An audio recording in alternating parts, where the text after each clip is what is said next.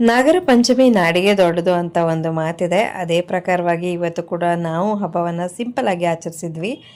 ಬೆಳಗ್ಗೆನೇ ಎದ್ಬಿಟ್ಟು ತಿಂಡಿ ಎಲ್ಲ ತಿಂದ್ಕೊಂಡು ಇದಾದಮೇಲೆ ನಾನು ರಂಗೋಲಿ ಹಾಕಕ್ಕೆ ಹೊರಟ್ರೆ ನನ್ನ ಮಗಳು ಕಲರ್ ತುಂಬ್ತೀನಿ ಅಂತ ಬಂದು ಅವಳು ಕಲರ್ ತುಂಬಿದ್ಲು.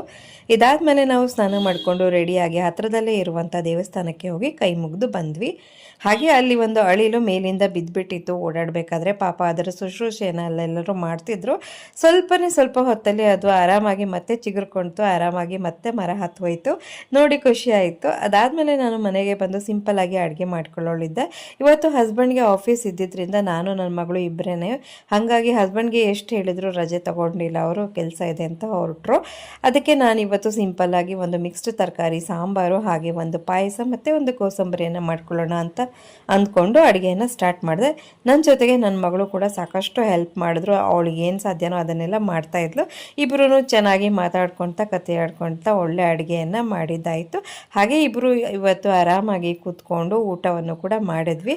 ಸಿಂಪಲ್ಲಾಗಿ ಈ ಒಂದು ನಾಗರ ಪಂಚಮಿ ಹಬ್ಬ ಹೀಗೆ ಕಳೀತು. ಮತ್ತು ಇದರ ಡೀಟೇಲ್ ವ್ಲಾಗನ್ನು ನಾನು ಸದ್ಯದಲ್ಲೇ ನನ್ನ ಯೂಟ್ಯೂಬ್ ಚಾನಲಲ್ಲಿ ಪೋಸ್ಟ್ ಮಾಡ್ತೀವಿ. ನಿಮ್ಗೆ ಯಾರಿಗಾರು ಇಂಟ್ರೆಸ್ಟ್ ಇದ್ದವರು ಒಮ್ಮೆ ಚೆಕ್ ಮಾಡ್ಕೊಳ್ಬಹುದು.